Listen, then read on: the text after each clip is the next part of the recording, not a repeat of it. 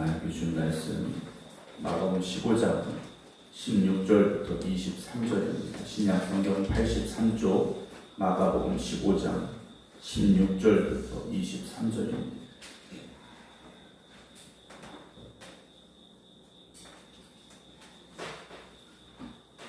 군인들이 예수를 끌고 브라이도리온이라는 뜰 안으로 들어가서 온 군대를 모으고 예수에게 자색 옷을 입히고 가시관을 엮어 씌우고 격리하여 이르되 유대인의 왕이여 평안할지어다 하고 갈대로 그의 머리를 치며 침을 뱉으며 꿇어 절하더라. 희롱을 다 한 후 자색 옷을 벗기고 도로 그의 옷을 입히고 십자가에 못 박으려고 끌고 나가니라.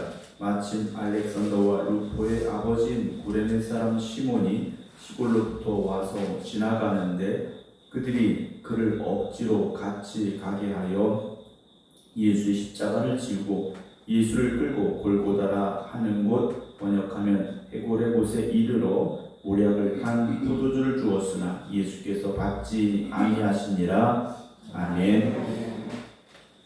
주님께서 재판을 받으셨습니다. 그러나 재판은 공정한 재판이 아니었습니다. 예수님을 이미 죽이려고 결심하고 결의한 대사들과 또 장로들과 서기관들, 그리고 예루살렘 공회, 이들이 결탁해서 죄 없으신 예수님을 죄인으로 몰아갔고, 그리고 공정하게 마지막 판단을 내려야 될 총독 빌라도 역시 사람들의 마음에 들기 위하여서 또 우리에게 만족을 주기 위하여서 결국 예수님을 십자가에 못 박아 죽게 하라는 판결을 내리게 됩니다.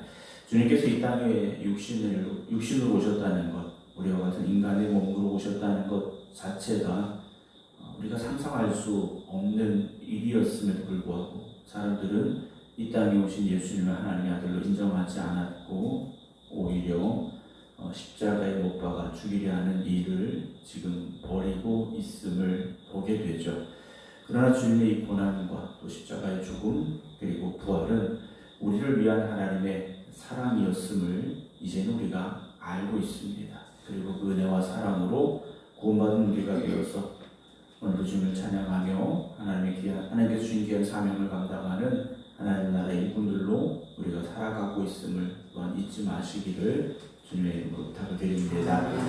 오늘 주님께서 로마의 군인들에게 희롱을 당하시는 장면이 16절부터 20절까지 기록이 되어져 있습니다. 예수님의 죄명은 유대인의 왕이었습니다. 이 유대인의 왕이라는 죄목은 결국 그 당시 로마가 지배하고 있었던 그 시대에 비추어 본다면 반란에 해당이 된다라고 말할 수도 있을 겁니다. 그런 상황에서 예수님께서 이제 사형이라는 판결을 받으셨습니다. 그런 예수님을 두고 로마의 군인들이 예수님을 희롱하기를 시작합니다. 예수를 끌고 브라이도리온이라는 뜰 안으로 들어갔다라고 되어 있습니다. 이 총독의 관저 뜰인데요. 거기 가서 온 군대가 모였습니다. 예루살렘에 주둔하고 있던 로마의 군인들이 다 모여서 무엇을 했느냐? 예수님에게 자색 옷을 입혔습니다. 이 당시에 자색 옷은 아무나 입을 수 있는 옷이 아닙니다. 왕이나 왕족들이 입는 색깔, 왜냐하면 그 자색 옷으로 물들이는 과정이 돈이 많이 들기 때문에 아무나 입을 수 없는 옷이었고요. 그리고 예수님께 자색 옷을 입힌 이유는 유대인의 왕이라는 죄목 때문이었으리라 우리가 생각할 수 있습니다. 그것으로 끝난 것이 아니죠. 가시관을 엮어 씌웠다라고 되어 있습니다. 왕관을 씌워야 될 그 머리 위에 가시관을 엮어서 씌웠죠. 가시관 자체가 온통 가시지 않습니까? 그 가시관을 머리에 씌울 때 어땠겠습니까? 머리살을 파고들으며 얼굴에 피가 흐르기 시작하셨을 것이고요. 그런 예수님을 향하여 격리하며 이렇게 말합니다. 유대인의 왕이여 평안할지어다. 그 당시 로마의 황제를 향하여 왕이여 만세수라옵소서 외쳤던 그들의 경례를 예수님을 향하여 조롱하며 비웃으며 행하고 있음을 보게 되죠. 19절에서는 갈대로 예수의 머리를 쳤습니다. 침을 뱉었고요. 그리고 그 앞에 꿇어 절했다라고 되어 있습니다. 이 모든 과정을 희롱이라고 마가는 기록을 하고 있습니다. 예수님을 존중하거나 이 땅의 왕으로 오신 예수님을 알지 못하는 그들이 할 수 있었던 것은 희롱하는 것밖에 없었습니다. 오늘도 우리가 예수님을 우리의 왕으로 고백하지 못한다면, 진정한 나의 왕이 되심을 고백하지 못한다면 우리가 하는 행동, 우리가 하는 말, 이런 것들이요 진정한 경배가 되지 못할 것이고 주님께 영광을 올려드리지 못하는 우리의 모습이 될 수밖에 없음을 이들을 통해 우리가 돌아보게 됩니다. 주님은 그런 고난, 조롱, 희롱을 받으시면서도 묵묵히 그 자리에 서 계셨음을 우리가 보게 되죠. 우리는 누군가에게 만약에 이런 일을 당한다면 우리는 어떤 말을 할까, 어떤 행동을 할까 생각을 해보게 됩니다. 우리는 누군가가 나를 비난하고 조롱하는 일에 분노합니다. 가만히 있을 사람이 누가 있겠습니까? 오죽하면 지렁이도 밟으면 꿈틀한다고 하겠습니까? 그런데 주님은 묵묵히 지금 십자가의 길을 향해 가고 계셨다라는 것이죠. 왜 주님은 침묵하셨을까? 주님이 가셔야 될 길을 끝까지 가고자 하셨기 때문이죠. 도살장에 끌려가는 어린 양처럼 소리 하나 내지 않으시고 묵묵히 지금 그 길을 가고 계십니다. 우리는 주님을 따라간다고 하면서도 이 주님의 모습을 닮아가고 있지 못한 것 같다라는 생각이 듭니다. 이미 우리는 주님의 말씀 그대로 자기를 부인해야 됩니다. 자기를 부인한다는 것은 나의 자존심도 내려놓을 수 있어야 되고 나의 욕심도 내려놓을 수 있어야 되고 내가 어떤 대우를 받아야 되고 내가 어떤 높임을 받아야 되고 내가 인정을 받아야 되고 이런 거 다 내려놓는 거지 않습니까? 그게 나를 부인하는 거죠. 그리고 주님 지신 십자가를 이제는 나의 십자가로 지고 가야 될 사람들이고 이미 우리는 그 길을 들어온 사람들이라는 겁니다. 그런 주님처럼 우리가 끝까지 십자가를 지고 가야 되죠. 근데 어느 순간 그 십자가가 무거워질 때도 있고 그 십자가가 수치스러워질 때도 있고 그 십자가를 내가 왜 지고 가야 하는가 라는 생각이 들 때도 있습니다. 그러나 여러분 그 자리에서 멈추지 마시기 바랍니다. 주님이 먼저 가셨지 않습니까? 우리를 살리시기 위하여 우리를 구원하시기 위하여 이렇게 먼저 가셨다라는 것을 우리가 고백할 수 있다면 우리도 그렇게 주님 가신 십자가의 길을 걸어갈 수 있기를 주님의 이름으로 부탁을 드립니다. 자색옷을 벗기고 도로 그의 옷을 입히고 십자가에 못 박으려고 이제 예수님을 끌고 나갔다라고 되어 있죠. 21절입니다. 마침 알렉산더와 루프의 아버지인 구레네 사람 시몬이 시골로부터 와서 지나가는데 유월절을 지키기 위해서 구레네에서부터 여기까지 온 시몬이라는 사람이 있었습니다. 그의 아들이 두 명이죠. 알렉산더와 루프. 초대교회 이 당시 복음서가 기록될 당시에 이 알렉산더와 루프라는 이름 누구나 다 알고 있었던 이름입니다. 바울도 루프의 이름을 알고 있었고요. 초대교회의 아주 지도자가 되었을 그들의 이름이 여기 기록이 되어집니다. 이들의 이름이 왜 여기 기록이 되어 있을까? 그의 아버지인 시몬이 마침 예수님의 십자가를 지고 가는 그 길 곁에 있게 됩니다. 예수님께 십자가를 지고 가시다 지쳐 쓰러지실 때 로마의 군인들이 이 시몬을 억지로 예수님의 십자가를 지고 같이 가게 만들었다라고 되어 있습니다. 예수의 십자가를 대신 진 유일한 사람으로 이 시몬이라는 사람의 이름이 기록이 됐습니다. 그 당시에 그는 내가 왜 이걸 져야 되는지 이해할 수 없었을지 모릅니다. 또는 사형수가 지고 가는 십자가를 지고 간다는 것이 수치스러울 수도 있었을 것입니다. 물론 그가 기쁨으로 졌는지 감사함으로 졌는지는 알 수 없습니다만 보통의 상황이라면 억울할 수도 있었을 것이고 수많은 감정이 그에게 있었겠죠. 그는 예수의 십자가를 대신 진 유일한 사람이었습니다.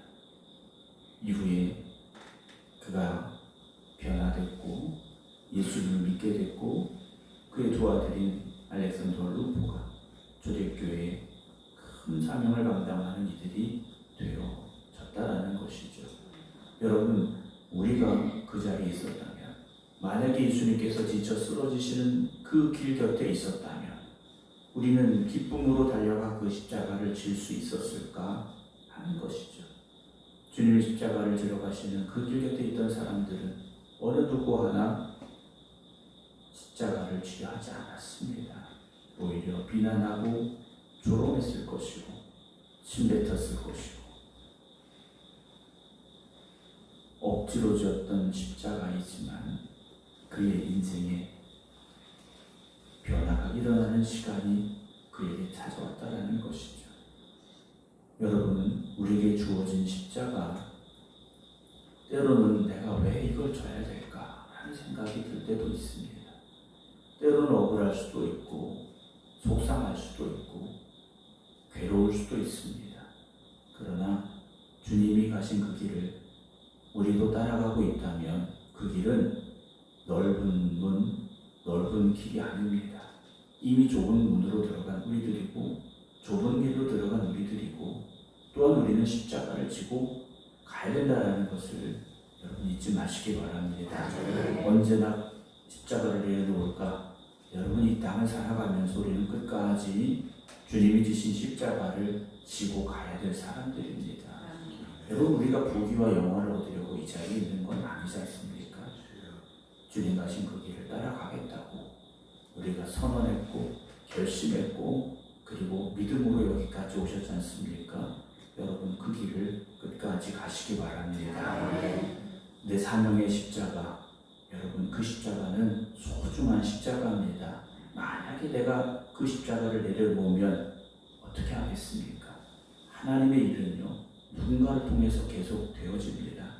그러나 그 일이 나를 통해서 이루어진다면 오늘 구레네 사람 시몬처럼 얼마나 소중하고 영광스러운 이름이 되겠습니까? 오늘도 저와 여러분들이 가는 십자가의 길을 끝까지 믿음으로 가시기 바랍니다. 22절에 예수를 끌고 골고다라 하는 곳에 이르러 모략을 탄 포도주를 주었으나 예수께서 받지 아니하셨다라고 되어 있죠. 몸의 통증을 어느 정도 잊게 해줄 모략을 탄 포도주를 주었으나 예수님이 받지 않으셨습니다. 끝까지 자신에게 찾아온 그 고난과 고통을 묵묵히 감당하고자 하시는 모습을 우리가 보게 되죠. 여러분, 우리가 가는 그 길 결코 쉬운 길은 아닙니다. 지금까지 잘 오셨습니다. 앞으로도 힘들고 어려운 믿음의 길, 십자가의 길이지만 주님 바라보면서 우리도 그 길을 걸어갈 수 있는, 그래서 구레네 사람 시몬과 같이 아름다운 이름이 되어지고 그의 아들들이 교회의 큰 일꾼들이 되어졌던 것처럼 오늘 저와 여러분들에게 그런 은혜와 또한 축복이 있음을 믿으시고 십자가의 길을 갈 수 있기를 주님의 이름으로 축원합니다. 기도하겠습니다. 우리를 대신하여 모든 죄를 감당하시기 위하여 주님 육신의 몸으로 이 땅에 오시었고 그리고 고난을 받으셨습니다.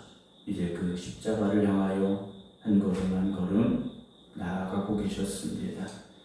로마의 군인들에게 온갖 조롱과 희롱을 당하신 주님, 그러나 묵묵히 그 자리에 서 계셨던 주님, 그리고 십자가를 지고 한 걸음 한 걸음 나아가시며 지치고 쓰러졌던 그 모습, 그 사람 시몬이 주님의 십자가를 대신 지고 골고다 언덕을 향해 나아갔습니다.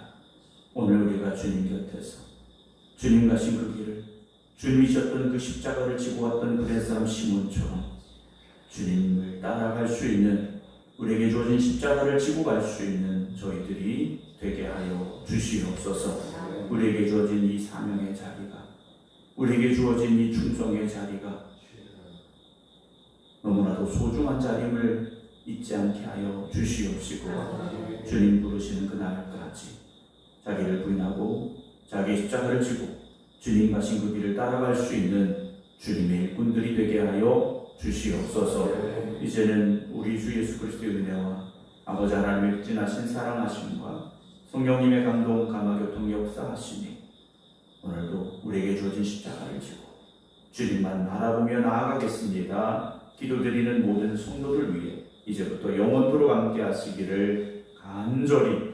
축원하옵나이다. 아멘.